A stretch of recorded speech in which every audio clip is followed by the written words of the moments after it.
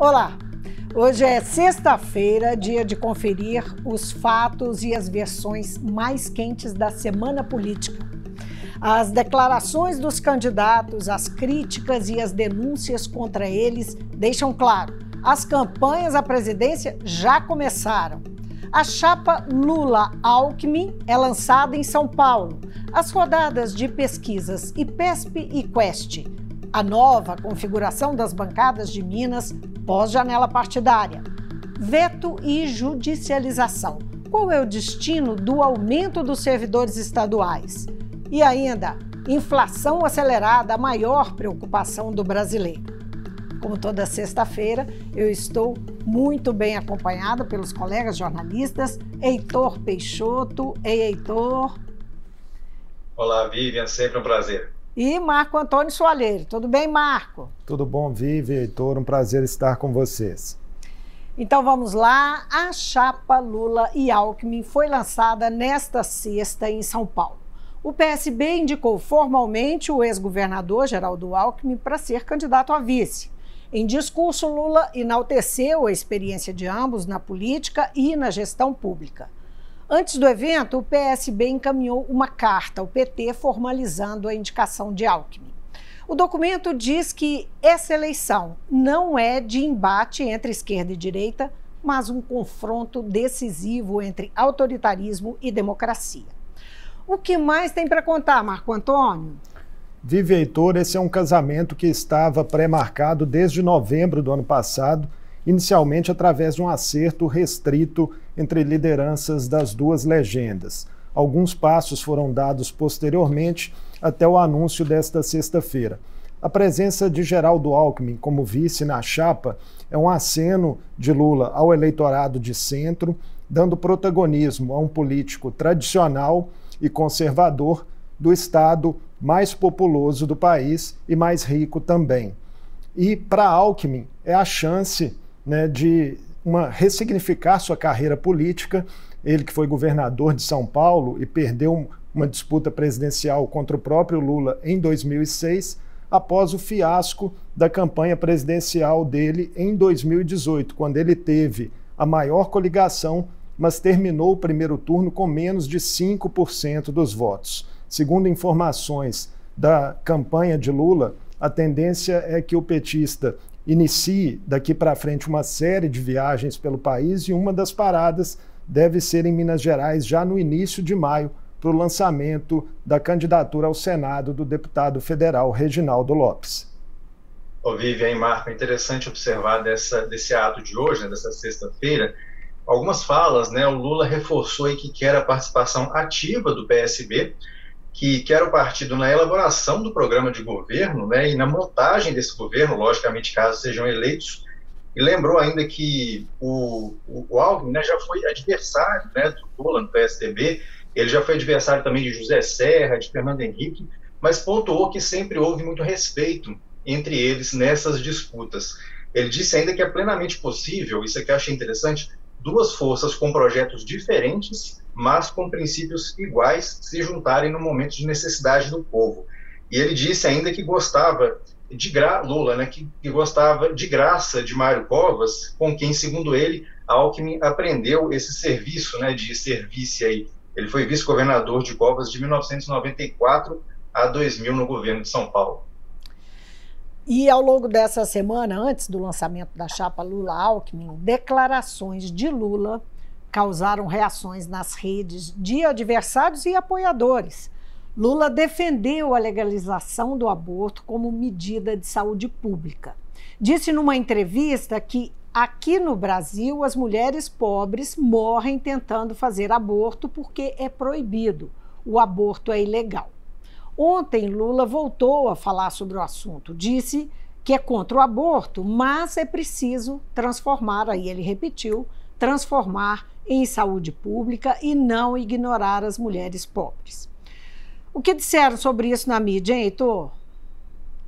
Pois é, Vivian, além das declarações em si, a gente teve aí várias repercussões e reflexões sobre os impactos dessas declarações do ex-presidente Lula. As falas, elas foram motivos de críticas aí na base bolsonarista, no campo Bolsonaro, que inclusive já começaram a usar essas declarações para desgastar a figura de Lula, inclusive a partir do próprio presidente Jair Bolsonaro, na sua live semanal na quinta-feira, né, na transmissão de quinta-feira, ele usou esse assunto. Também falaram sobre isso Eduardo Bolsonaro, Marco Feliciano, Damares Alves, né, também entraram nesse assunto. E a imprensa destacou ainda o posicionamento, que esse posicionamento de Lula acendeu um alerta entre os aliados do ex-presidente, né, sobre que impactos essas declarações podem ter naquele eleitorado mais de centro. Porque Lula, falando diretamente à sua militância, ele já teria esses votos consolidados. Mas para vencer Bolsonaro em outubro, ele precisaria de conquistar votos que não estão na esquerda, que estão nesse pêndulo e que pode se mover tanto em direção à candidatura dele, quanto em direção à de Bolsonaro. Então, nas análises, a gente teve aí essas reflexões, né? E é interessante assim, porque a primeira fala de Lula sobre esse tema, ele não foi provocado a fazê-la, porque foi um evento da Fundação Perseu Abramo, que é uma fundação do Partido dos Trabalhadores, e só depois de feito isso, e por ele ter voltado a esse assunto, fica essa perspectiva de que algum dano pode ter ocorrido, por ele ter sido obrigado a voltar a esse assunto e, de alguma forma, se retratar ou completar o raciocínio do dia anterior. E Lula já tinha causado reação de bolsonaristas com outra fala que fez em um evento da CUT na segunda-feira. Ele estimulou trabalhadores a pressionarem por melhorias na porta das casas de deputados. Ele disse, aspas, não é para xingar, não é para conversar com ele, com a mulher dele, com o filho dele, incomodar a tranquilidade dele. Surte mais efeito do que fazer manifestação em Brasília, fecha aspas. Marco Antônio, isso deu barulho, hein? Essa fala do presidente sobre cobranças a deputados, Vivi e Heitor, gerou reações, sobretudo, de parlamentares fiéis ao bolsonarismo e mais ligados às forças policiais, que chegaram a gravar vídeos exibindo armas de fogo e dizendo que se militantes de esquerda os procurassem em casa ou tentassem fazer pressões junto a parentes deles, seriam recebidos à bala. Grupos de internautas chegaram a denunciar os vídeos às plataformas, mas o fato é que é um aperitivo, né, do tensionamento na sociedade que pode ainda crescer nos próximos meses e que exige atenção das autoridades. O fato é que a campanha está na rua, né? As campanhas. E Lula também disse essa semana que pretende demitir os 8.000 militares que ocupam cargos na administração federal. No dia seguinte, em um evento, Bolsonaro chamou os militares de âncora do país. Falou que o ministro da Defesa é o que mais se destaca entre seus auxiliares porque ele tem tropa em suas mãos e, abre aspas, é o que, em última análise, poderá fazer o país rumar em direção à normalidade, ao progresso e à paz. Como é que foi a repercussão dessa história, Heitor? Pois é, Vivi e Marco, essas falas de Bolsonaro, né, feitas aí, inicialmente com o objetivo de um certo desagravo, né, com relação à declaração do ex-presidente Lula, ela sempre, né, como é natural nas falas de Bolsonaro sobre esse assunto, ela carrega ali algumas outras camadas de significação, né? Me parece uma referência, né? Pareceu, entre as repercussões que a gente pode acompanhar, uma referência direta aí ao regime militar, né? Algo que fala diretamente ao público mais fiel de Bolsonaro, porque além dessas frases que você destacou, teve aquela outra: se a pátria um dia voltar a nos chamar, por ela tudo faremos, até mesmo o sacrifício da própria vida. Ao mesmo tempo, um tipo de declaração que ele sabe que repercute, né? As pessoas ficam falando sobre aquilo, mas me chamou a atenção, Vivian e Marco, que a imprensa, talvez já acostumada com esse tipo de manifestação do presidente, eu não vi tanta repercussão assim, buscando falas de especialistas para comentar mais essa questão, esse flerte de Bolsonaro com os anos lá do regime militar. Na verdade, essas repercussões ficaram mais restritas ali nas bolhas das redes sociais, pelo menos pelo que eu pude acompanhar. E ainda no clima eleitoral mais quente, foi divulgada pela Folha de São Paulo uma conversa de uma irmã do ex-PM Adriano da Nóbrega, morto pela polícia da Bahia há 2 anos. Ele era acusado de ser chefe de milícia no Rio de Janeiro. Na escuta da Polícia Civil Fluminense, realizada 2 dias depois da morte de Adriano, a irmã Daniela da Nóbrega diz a uma tia que, antes de morrer, Adriano soube de uma reunião envolvendo o nome dele no Palácio do Planalto e do desejo expresso lá de que ele, Adriano, se tornasse um arquivo morto. O que mais foi publicado disso, Marco?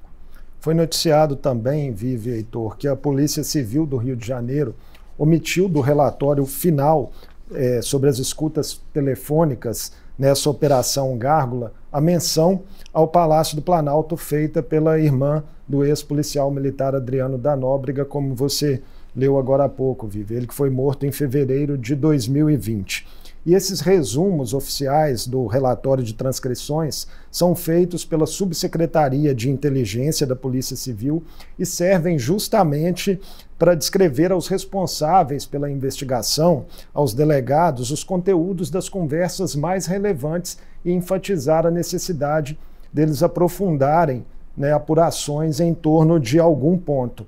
Parlamentares e lideranças políticas da oposição cobraram publicamente esclarecimentos às autoridades competentes. E o Palácio do Planalto não se manifestou. Bom, e na terça-feira, aqui no Mundo Político, o cientista político Carlos Ranulfo alertou para uma eleição tumultuada esse ano. Ele não disse uma novidade, mas, de fato, ele repetiu isso aqui para nós. Eu acho que a eleição no Brasil vai ser muito tumultuada. Antes, durante e depois. É bom que o Brasil se precavenha, que o TSE se precavenha, que nós tenhamos aqui observadores internacionais, porque não se sabe o que vai acontecer nessa eleição. A entrevista completa do cientista político Carlos Ranulfo está disponível no portal da Assembleia.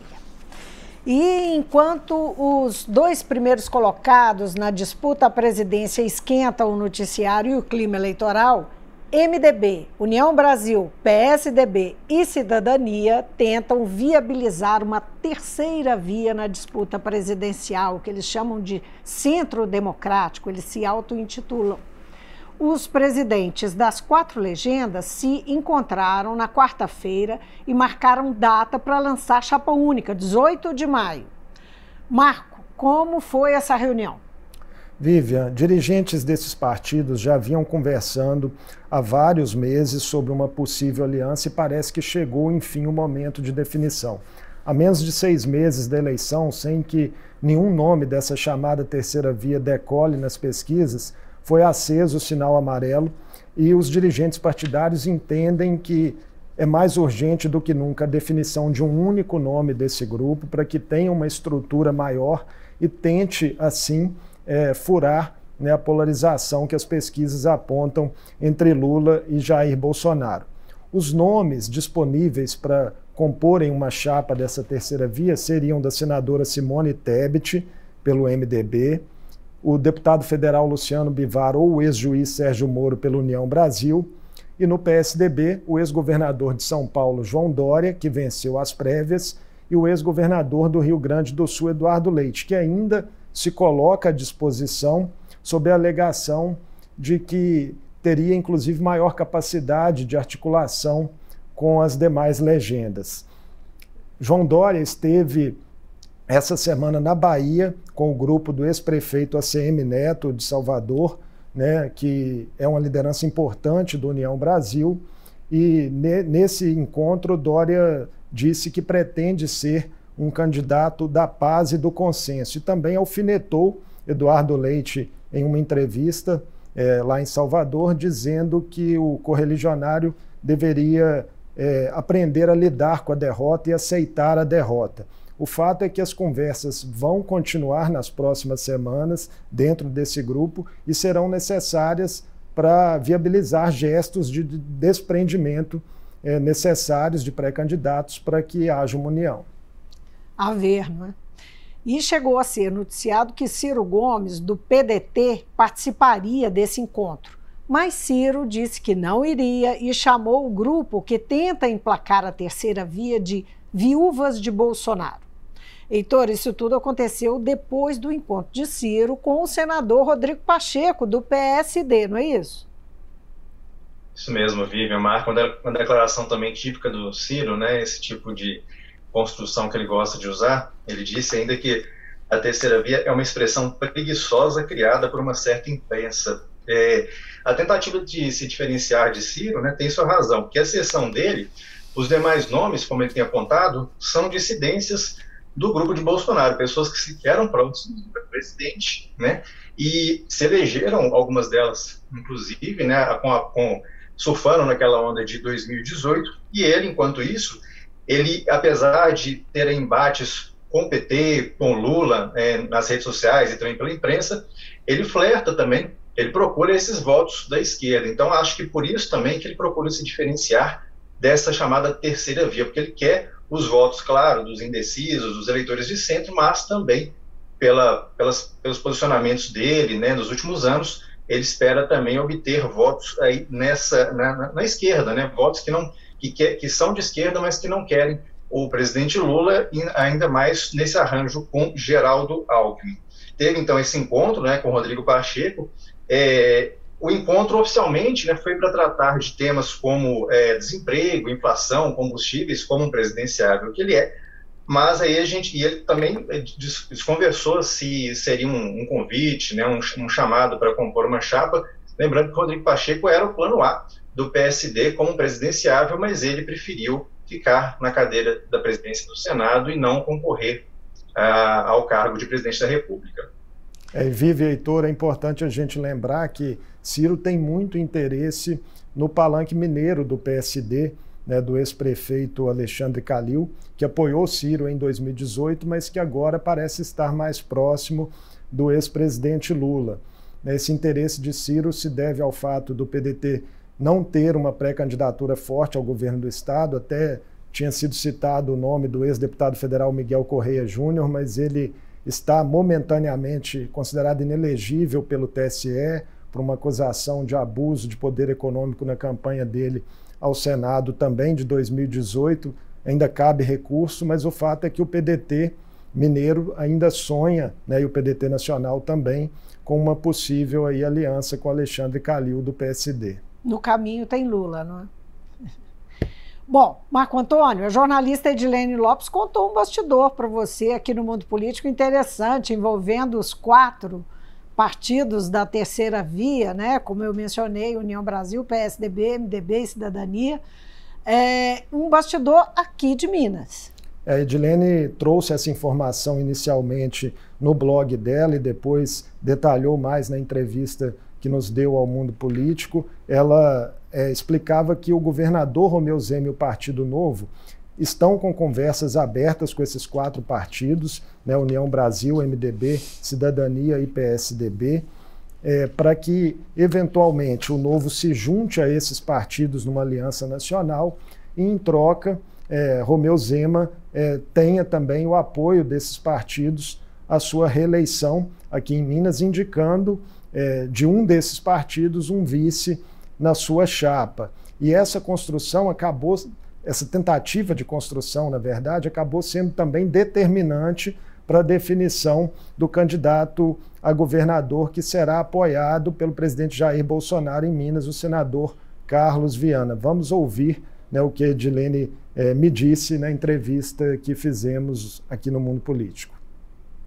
Pode ser que, de fato, ela seja uma configuração de sucesso, que é uma aliança sendo articulada entre o Partido Novo, PSDB, que vai federar com Cidadania, o MDB e o União Brasil. Carlos Viana, senador, saiu do PSD e foi para o MDB justamente para ter garantia de ser candidato ao governo de Minas. Só que essa aliança ocorrendo, o candidato desse grupo em Minas Gerais seria o governador Romeu Zema. Percebendo que isso minaria a possibilidade de ele ser candidato ao governo de Minas, Viana fez uma movimentação, acabou se filiando ao PL, e o presidente Jair Bolsonaro, em uma jogada que eu considero uma jogada de mestre, abraçou a candidatura de Carlos Viana e resolveu 2 problemas de uma só vez. Ele arrumou abrigo para o candidato dele ao Senado, Marcelo Álvaro Antônio, que tentava um espaço na chapa de Zema. Flávio Bolsonaro chegou aí com Marcelo Álvaro Antônio no governo para poder conversar isso em Minas Gerais, uma reunião que nós também adiantamos, não conseguiu esse espaço, e agora com candidatura própria, Bolsonaro tem um palanque garantido em Minas Gerais, com candidato a governador, e também tem o espaço para o seu candidato ao Senado, Marcelo Álvaro Antônio. E essa semana temos mais duas pesquisas para presidente, a do IPESP e a da Quest. A pesquisa IPESP foi realizada entre 2 e 5 de abril e contratada pela XP Investimentos. Ouviu 1.000 entrevistados de 16 anos ou mais em todas as regiões do país por telefone. Na pesquisa estimulada, Lula chega a 44%, Bolsonaro tem 30%. Ciro Gomes, 9%, João Dória, 3% e Simone Tebet, 2%. André Janones tem 1%. Emael, Felipe Dávila e Vera Lúcia não chegaram a 1%. No cenário espontâneo, Lula tem 36% e Bolsonaro, 27%. Também pontuam na pesquisa Ciro Gomes com 4% e Sérgio Moro com 2%. Com 1% cada, aparecem João Dória, André Janones e Simone Tebet. Eduardo Leite e Marina Silva foram citados, mas tiveram menos de 1%. Não sabem e não responderam são 21%. Nenhum, branco ou nulo, 7%. O IPESP também testou cenários de segundo turno. Quando enfrenta Bolsonaro, Lula vence por 53% a 33% das intenções de voto. Não sabe, não responderam, brancos e nulos somam 14%. E nessa pesquisa, Bolsonaro avança não só pela saída de Moro. Não é isso, Marco Antônio? Heitor, é isso, bola Vivian. com vocês. Os votos de Sérgio Moro se dividindo sem muito impacto, nem mesmo para outros pretensos candidatos à terceira via. Bolsonaro acabou sendo o maior beneficiado e a pesquisa traz que ainda dentro da margem de erro, mas Bolsonaro continua, né, se recuperando em relação a levantamentos anteriores. O ex-presidente subiu também entre os mais pobres, evangélicos e católicos no Sul e no Sudeste. E um detalhe, foi a primeira vez na série histórica da IPESP que o ex-presidente registrou 30% de intenções de voto na pesquisa estimulada. E tem pontos aí também, né, Vivian e Marco, levantados pelo cientista político Antônio Lavareda, para que esse movimento, né, de crescimento de Bolsonaro agora nessa última pesquisa, segundo ele, é o movimento mais expressivo na série, e essa é a 7ª medição agora em 2022. Né, diminuiu 3 pontos a percepção de noticiário negativo com relação ao presidente, com relação ao país, né, a aprovação ao governo subiu 2 pontos, a avaliação de ótimo e bom subiu 3 pontos, e embora o ruim e péssimo tenha ficado em 54%, é a melhor avaliação nessas 7 rodadas. E como estamos falando de avaliação de governo, também mensurada nessa pesquisa, a melhora pode estar relacionada aí com medidas adotadas pelo presidente Jair Bolsonaro para mitigar ou para fazer frente aí à crise econômica, porque a percepção de melhora econômica também cresceu 2 pontos. Então, se a trajetória importa, né, numa reta de pesquisas eleitorais, tanto quanto a foto de momento, a trajetória de Bolsonaro é de alta. Claro que tem elementos desses que eu citei que estão oscilando, estão movimentando dentro da margem de erro, mas a leitura do conjunto, do todo, né, segundo o próprio cientista político, ajuda a elucidar que há uma percepção de melhora nesses pontos. Agora, a pesquisa Quest, contratada pela Genial Investimentos, foi feita com 2.000 entrevistados presencialmente entre os dias 1º e 3 de abril. No cenário estimulado, já sem a presença de Sérgio Moro, Lula tem 45% das intenções de voto. Jair Bolsonaro alcança 35%. Ciro Gomes aparece em terceiro com 6%. André Janones e João Dória, 2% cada. Simone Tebet e Vera Lúcia têm 1% cada. Brancos, nulos e não sabem, 6%. O mesmo percentual de eleitores indecisos. Na simulação de segundo turno, Lula vence Bolsonaro por 55% a 34%. Brancos, nulos e não sabem, 8%. Os indecisos somam 3%. Na pesquisa espontânea, a diferença de Bolsonaro para Lula caiu para 6 pontos percentuais. O petista tem 28% e Bolsonaro chega a 22%. 46% se dizem indecisos nesse cenário. A pesquisa mostra que houve melhora da avaliação de Bolsonaro, com destaques para as regiões norte e centro-oeste do país, e entre os mais pobres e os que recebem o Auxílio Brasil. Mas, numa, digamos, aparente contradição, aumentou o percentual daqueles que estão preocupados com a economia, de 60% para 62%. Não é? É um percentual pequeno, mas é uma movimentação. Todo mundo, na verdade, está preocupado com o bolso mesmo e com razão. A má notícia de hoje é que o IPCA, com o resultado da inflação de março, não foi nada alvissareiro, né? Foi uma má notícia mesmo, não é isso, Heitor? Vivian, Marco, a inflação altíssima, né, mostrada no IPCA divulgado nesta sexta. Março fechou com índice de 1,62%, é o maior para o mês em 28 anos. É também a maior inflação em um único mês nos últimos 19 anos. Né? Essa taxa anualizada, ela chega a 11,30%, se mantendo persistentemente, então, acima dos 2 dígitos. Só em março, Vivian, Marco, a gasolina, né, subiu quase 7%. Em 12 meses, o combustível está acumulando aí mais de 27% de alta nessa mensuração do IPCA, e 8 dos 9 grupos de produtos e serviços pesquisados aí pelo IPCA tiveram alta. Claro que os combustíveis, eles geram um alerta duplo, né, tanto pelo preço em si, quanto pelo fato de onerar praticamente as cadeias de todos os demais produtos. E também outra preocupação desse índice é que o índice de alimentos, né, que afeta especialmente os mais pobres, subiu ainda mais do que esse índice do IPCA, subiu 2,5%. Pois é, o aumento dos combustíveis, não é que, como a gente viu aí, pressiona a inflação, levou Jair Bolsonaro a demitir há pouco mais de uma semana o general Silva e Luna, mais um presidente da Petrobras que prometia manter a paridade do preço do petróleo com o mercado internacional. E nessa quarta-feira, o Ministério das Minas e Energia anunciou o 3º candidato ao cargo depois da demissão.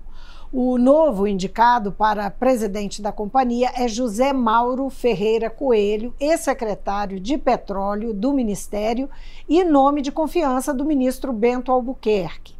Em entrevista dada no ano passado, José Mauro Coelho defendeu a mesma política de paridade adotada pela Petrobras, que preocupa o presidente Bolsonaro. Não é isso, Marco? Uma preocupação do presidente Bolsonaro que já dura bastante tempo, né, Vivi e Heitor? Lembrando que a disparada de preços levou o Bolsonaro a demitir o primeiro presidente da Petrobras em seu governo, indicado pelo ministro da Economia Paulo Guedes, que era Roberto Castelo Branco. Ficou 1 ano no cargo. Foi substituído por Silvio Luna, que ficou 11 meses. Essa inconstância no comando da empresa, que tem um estatuto e governança própria, apesar de ser controlada pela União, criou resistência no mercado e dificultou agora a indicação de um novo nome para comandar a empresa. Né? Você mesmo citou, Vivi, foram 3 nomes citados ao longo da semana. Antes de ter aceito o cargo, José Mauro Coelho, foram consultados o Adriano Pires, que é um consultor dessa área energética, e também o executivo Rodolfo Landim, que hoje preside o Clube de Regatas Flamengo, e ambos recusaram o cargo. É fato que os combustíveis, né, têm mesmo um peso relevante no cálculo da inflação, medida pelo IPCA, e a tendência, né, em um ano eleitoral é que as pressões continuem por parte do presidente Jair Bolsonaro. Agora, os resultados finais da janela partidária, que afinal se consolidaram nessa semana. Houve mudanças importantes nas bancadas da Assembleia. Vamos ver o tamanho de cada partido aqui na casa. PT e PSD são as 2 maiores bancadas na Assembleia, com 10 parlamentares cada. O PL agora tem 9 cadeiras. O PV também cresceu e conta com 7. Na sequência da lista vem MDB, Cidadania e Patriota com 4 cadeiras cada. Com 3 parlamentares cada, vem em seguida o PSDB, o PSC, o PDT, o União Brasil e o Republicanos. Avante, Podemos e Novo têm 2 cadeiras cada um. PSB, PTB, Solidariedade, Rede, PMN, PROS, PP e PCdoB ficaram cada um com um representante na Assembleia. Essas trocas esvaziaram o bloco do governo Zema na casa. Não foi isso, Marco? Foi isso. Eu queria, antes de falar do bloco de governo, só destacar algumas mudanças pontuais que ocorreram já aos 48 do segundo tempo da janela, que foram bem emblemáticas. O presidente da Assembleia, Agostinho Patrus, trocou o PV pelo PSD, já encaminhando aí uma indicação do seu nome como candidato a vice-governador na chapa do ex-prefeito de BH, Alexandre Calil.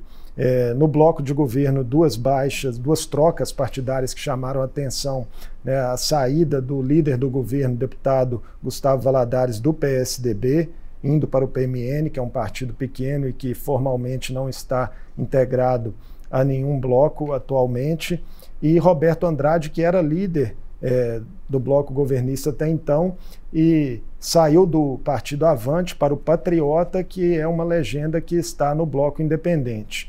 Na oposição, também uma troca emblemática, a deputada Andréia de Jesus, primeira deputada do PSOL na história da Assembleia Legislativa, se filiou ao PT. E o deputado Sargento Rodrigues foi a última filiação confirmada ao PL, que se tornou, né, a terceira maior bancada da Assembleia, atrás apenas de PSD e PT. Em relação ao bloco de governo, a situação no momento é de indefinição. Se forem confirmadas oficialmente, lidas no plenário da Assembleia, todas essas trocas previamente anunciadas, o bloco de governo estaria formalmente extinto com apenas 12 deputados, o número mínimo é de 16. E isso poderia acarretar também uma redistribuição de vagas nas comissões. Mas a tendência é que a mesa da Assembleia e os líderes se reúnam e discutam aí uma alternativa, uma interpretação regimental, já que a janela partidária, com todas essas trocas, não era um instrumento até então previsto nas regras regimentais da Casa. Nós estamos em um ano eleitoral, em final de legislatura, e pode ser que a mesa e os líderes optem por mudar menos drasticamente as estruturas da Casa. Em relação ao bloco de governo, a base de Zema, uma solução provável é que funcione como um grupo informal, né, tendo deputados que apoiem os projetos do governador, inclusive nos blocos independentes e também no partido PL, por exemplo, que atraiu alguns deputados que claramente têm votado com o governo desde o início de seus mandatos. Isso aí. Agora, bancada mineira na Câmara também teve mudanças. Vamos ver como é que ela ficou. Após o fechamento da janela partidária, PT e PL ficaram com 7 deputados federais cada. O PP agora tem 6 cadeiras. PSD, Republicanos e MDB têm 4 cada um. 3 partidos têm 3 deputados cada, o Avante, o União Brasil e o PSDB. Com 2 deputados cada um aparecem o Novo e o Patriota. Com apenas uma cadeira cada estão o PSOL, o PSC, o Podemos, o PV, o PDT, o PSB, PROS e Solidariedade. Heitor, o que você destaca dessa dança de cadeiras em Brasília? Bom, Vivian, Marco, a gente teve 20%, né, mais ou menos, de deputados trocando de partido, e um sintoma aí da polarização desse plano nacional, né, tivemos aí o PL empatando com o PT, que também tem 7 cadeiras, os 2 partidos, como a gente viu na arte, cada um com 7 cadeiras na Câmara em Brasília. O PT já tinha essas 7, não ganhou nem perdeu nenhum deputado. Falando aí sobre quem chegou ao PL, né, chegam do União Brasil os deputados Marcelo Álvaro Antônio e Cabo Júnior Amaral. Também chegam ao PL os deputados Emidinho Madeira, do PSB, Eros Biondini, do PROS, e Domingos Sávio, do PSDB. Domingos Sávio ficou 34 anos com os tucanos, né, desde 1988. E os tucanos estão entre os partidos com mais perdas lá em Brasília, na Câmara dos Deputados, na bancada mineira que eu falo, né?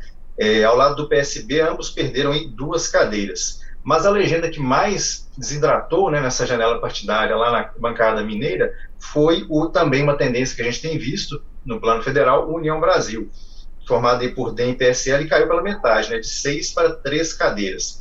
E outras legendas também, que a gente pode destacar, Vivian, outras legendas alinhadas ao Bolsonaro, que são PP e republicanos, também ganharam cadeiras na bancada mineira nessa janela. Então vamos em frente. Essa semana o governador Romeu Zema sancionou o reajuste de 10,06% para servidores do Estado, mas vetou emendas que aumentam os salários do pessoal da educação, da segurança e da saúde.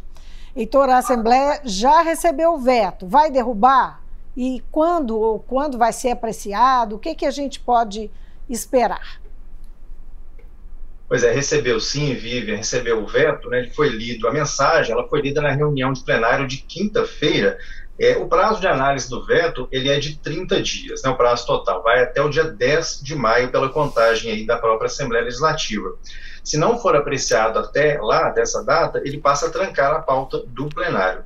Só que a gente viu a movimentação desta semana no plenário, nas comissões, pelos corredores, os deputados projetando aí que a análise não vai gastar todo esse prazo. Falaram nesse sentido, inclusive, a deputada Beatriz Cerqueira, ela falou que é um interesse, inclusive, pessoal dela de dar logo essa resposta aos servidores que já estão mobilizados há muito tempo. Ela representa a categoria da educação que está em greve por tempo indeterminado desde o dia 9 de março, aguardando essa definição. E essa sinalização de que pode andar mais rápido, ela também foi demonstrada porque na mesma reunião que leu a mensagem do veto, a gente teve a instalação da comissão de veto também, que já começa, portanto, a trabalhar na tramitação, na análise dessa manifestação contrária de Romeu Zema às mudanças que foram feitas na Assembleia. Então, bom, e pelas movimentações também, pelo que a gente ouviu, a tendência aparente é de possível derrubada desse veto pelos deputados. Eu falo isso porque o próprio vice-líder de governo, o deputado Guilherme da Cunha, do Partido Novo, admite abertamente, inclusive em entrevista durante essa semana, ele falou abertamente que essa é uma perspectiva que o veto seja derrubado pelos deputados. Ele disse também outra coisa, né, Marco? Falou em judicialização, né? Tanto o deputado Guilherme da Cunha, quanto no dia da própria aprovação do substitutivo na Assembleia, o líder do governo, deputado Gustavo Valadares, já havia sinalizado com essa possibilidade. O entendimento do governo é que conceder os reajustes além da inflação iria ferir a lei de responsabilidade fiscal e a lei eleitoral. Além disso, o governo também entende que a Assembleia aumentou despesas sem indicar a fonte de receitas. Diante da legislação vigente, né, e da provável judicialização, o que está garantido para a folha de maio, né, que deve ser paga aí no início de junho, por hora são apenas mesmo os 10,06%, que eram a proposta original do governo. E um detalhe, Vivi, Heitor, para a gente ficar atento: como a legislação eleitoral veda a concessão de reajustes após o dia 5 de abril, no entendimento, pelo menos do Executivo, se os vetos forem mesmo derrubados e a Justiça considerar que os reajustes extras são válidos, né, após o Executivo interpelar judicialmente, o governo entende que só poderá pagar os percentuais cheios às categorias após as eleições em novembro. E agora uma última notícia: a oposição do Senado está perto de conseguir 27 assinaturas para pedir a abertura da CPI do MEC. Faltam só 2. Durante a semana, a Comissão de Educação do Senado ouviu prefeitos que teriam sido beneficiados pela intermediação dos pastores Arildo Moura e Gilmar Santos para a liberação de recursos do MEC. Os que receberam os recursos não admitiram o privilégio. Outros denunciaram o esquema. Os pastores não compareceram à segunda audiência, foram 2, não é? Eles são suspeitos de atuarem em um gabinete paralelo no Ministério. O presidente do FNDE, o Fundo Nacional de Desenvolvimento da Educação, Marcelo Ponte, negou qualquer ato de corrupção na gestão dele. e do FNDE que saem os recursos para os municípios. Em áudio vazado em março, o então ministro da Educação, Milton Ribeiro, disse que as prefeituras apadrinhadas pelos pastores tinham prioridade a pedido do presidente Jair Bolsonaro. Então, vamos encerrando o mundo político dessa sexta-feira, mas na segunda-feira nós estamos firmes aqui. Marco Antônio, Heitor, muito obrigada pela parceria. Obrigado a você, Vivi, Heitor, sempre um prazer estar com vocês. Forte abraço a vocês e aos telespectadores do Mundo Político. E você de casa, obrigada pela companhia e a gente se vê na segunda-feira sem falta.